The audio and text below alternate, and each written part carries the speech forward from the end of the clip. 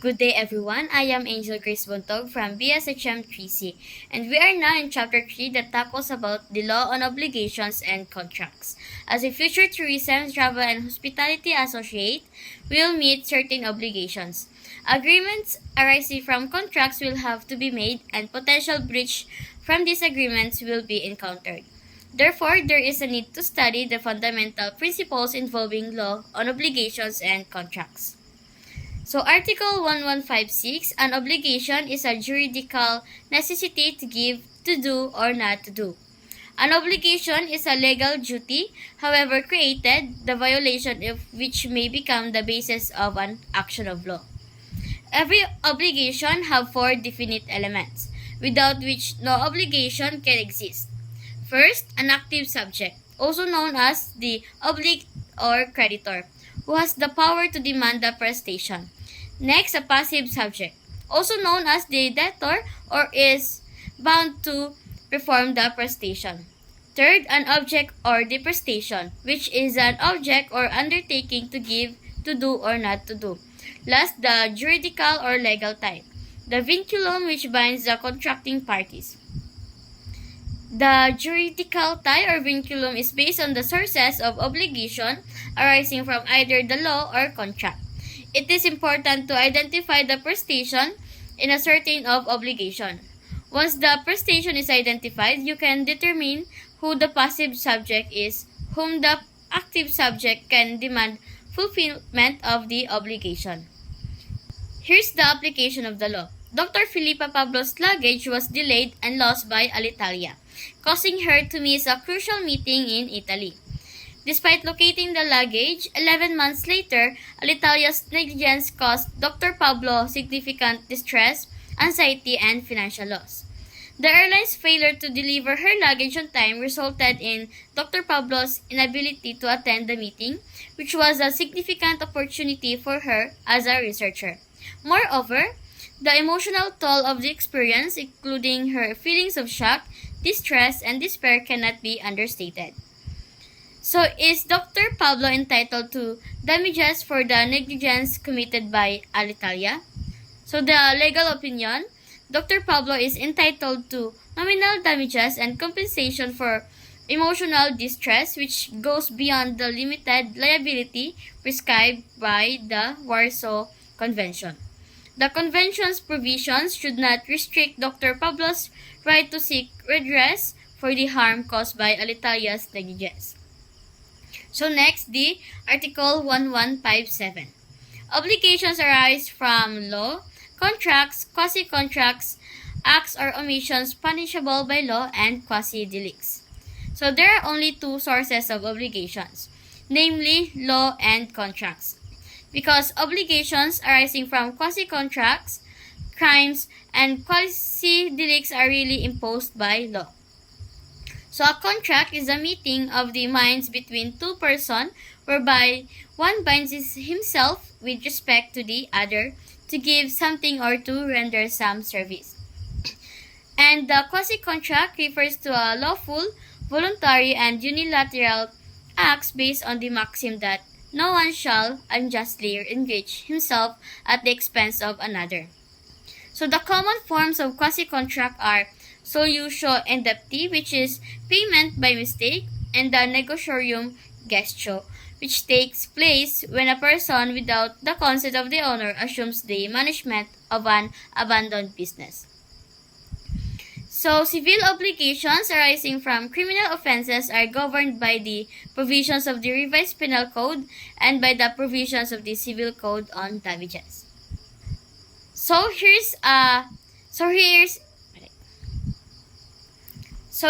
a case. Annabelle was crossing the street coming from the hotel to the nearby shopping mall. She was accidentally hit by a hotel car driven by Leandro, a driver employed by the hotel. Can Annabelle sue the driver? Can Annabelle sue the driver? Can she sue the hotel? So the legal opinion answers yes. Annabelle may sue the driver and the hotel for damages on the ground of culpa aquilina. The pedestrian may also sue the driver and the owner of the hotel for damages for reckless imprudence arising from a crime under the revised penal code. So here are the classifications of obligations. A pure obligation is one which is not subject to any condition and no specific date is mentioned for its fulfillment and is therefore immediately demandable. For example, Ariel promises to pay Brenda 1,000 pesos. Next, a conditional obligation is a one whose consequences are subject in one way or another to the fulfillment of a condition. Example of this is Carol promises to pay 1,000 pesos if Darren remains to become an Example, Carol promises to pay 1,000 pesos if Darren remains to become an outstanding employee of the hotel for the month of May. An obligation with a period is one whose consequences are subject in one way or another to the expiration of the said period or term.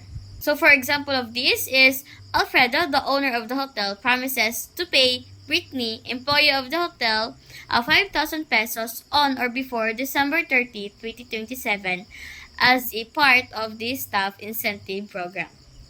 So the application of the law, Mr. Danny Ramos, owner of Danny's Grill, a fine dining restaurant, entered into a contract with Chona Romulo and Michael Aldiguer, proprietors of CM Wine Company, with the following stipulation.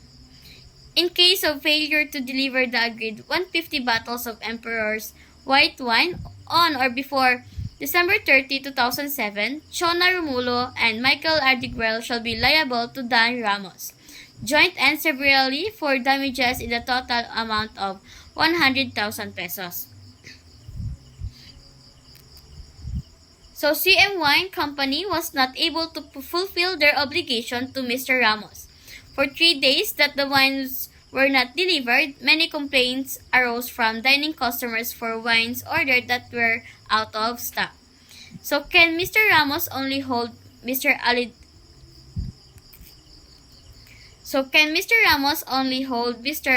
Aldiguer liable for damages?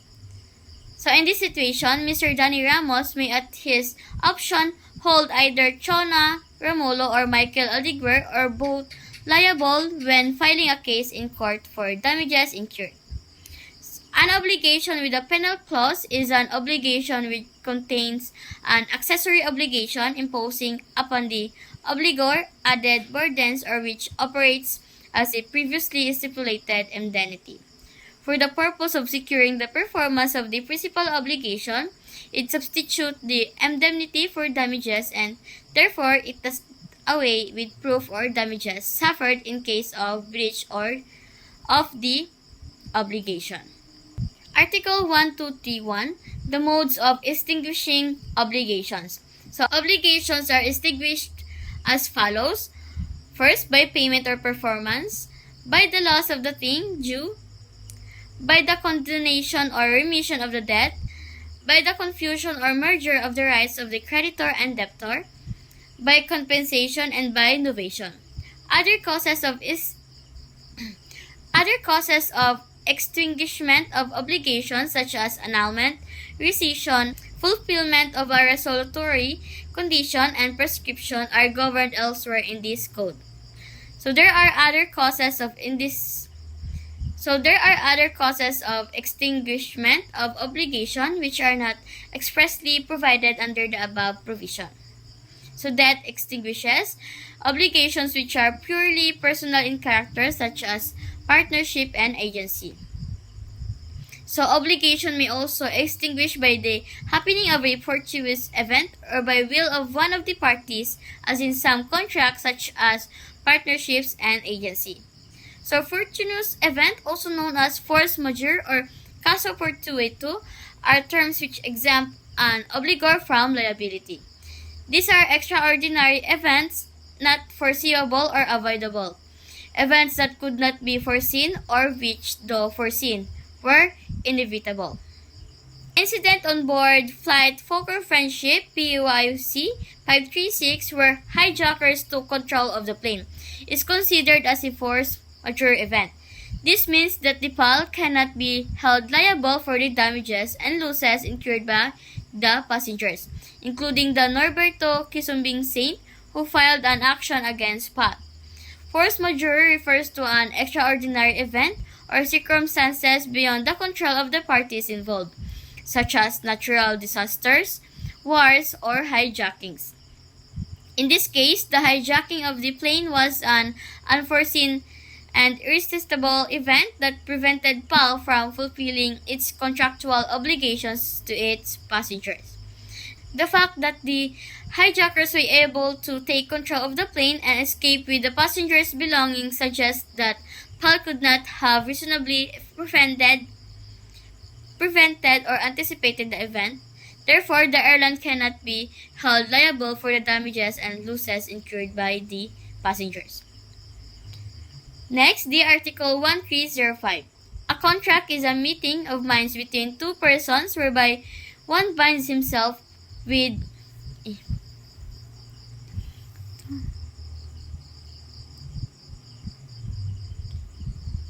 next, the Article 1305. So the essential elements of a contract are as follows. First, the consent which is manifested by the meeting of the minds of offer and the acceptance upon the thing and the cause which are to constitute the contract. The offer must be certain and the acceptance absolute. Next is the object certain, which is the subject matter of the contract, and lastly, the cause of the obligation which is established. So here is the characteristics of contracts: mutuality of contracts, autonomy, relativity, consensuality, and obligatory force of contracts. Contracts can be classified into various categories based on different criteria. Understanding this classification is essential in comprehending the nuances of contract law. First is classification according to relation to other contracts. The preparatory contracts. These contracts are preliminary steps toward the celebration of another subsequent contract. Examples include partnership, agency, and insurance contracts. Next is the principal contracts. These contracts can subsist independently and fulfill their purpose without relying on other contracts. Example of this include sale, lease, and common carrier contracts. Lastly, the accessory contracts. These contracts exist only as a consequence of or in relation to another prior contract, like the pledge and mortgage contracts. Classification according to perfection. First is the consensual contracts. These contracts are perfected by the mere agreement of the parties. Example includes sale and lease contracts. Second is the real contracts. These contracts require not only the consent of the parties but also the delivery of the object by one party to the other. Examples include comodatum, deposit, and pledge contracts. Next classification is according to form. First is common or informal contracts. These contracts requires no particular form. An example is a loan contract. Next is the special or formal contracts. These contracts require a specific form, like the donation and chattel mortgage contracts. Next classification is according to purpose. Transfer of ownership. These contracts involve the transfer of ownership of a thing. An example is a sale contract. Next is the conveyance of use. These contracts involve the conveyance of the use of a thing. An example is a comodatum contract. Lastly is the rendition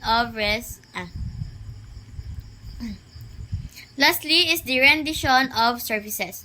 These contracts involve the rendition of services, including the agency, lease of services, and labor contracts. Next classification is under two subject matter. First is the things. These contracts involve the transfer or conveyance of things, like sale, deposit, and pledge contracts. Next is the services. These contracts involve the rendition of services, including agency, lease of services, and labor contracts. Next is the classification according to the nature of the vinculum. Unilateral contracts. These contracts give rise to an obligation for only one of the parties, like the comodatum and gratuitous deposit contracts. Next is the bilateral contracts. These contracts give rise to reciprocal obligations for both parties, like sale, lease, and insurance contracts. So next, classification is according to cost. Onerous contracts. These contracts involve the exchange of benefits or compensation. Example, including the sale, insurance, and common carrier contracts. Next is the gratuitous contracts, involving the giving of benefit without compensation, like comodatum contract. The last classification is according to norms regulating them. First is the nominate contracts. These contracts have their own individuality and are regulated by special provisions of law. Examples is sale, lease, common carrier, insurance, deposit, and agency contracts. Second is the innominate contracts. These contracts lack individuality and are not regulated by special provisions of law. In Roman law, innominate contracts were classified into 4 groups: the do ut des, do ut facias, facio ut facias, and facio ut des. So that's all for the chapter 3, and thank you.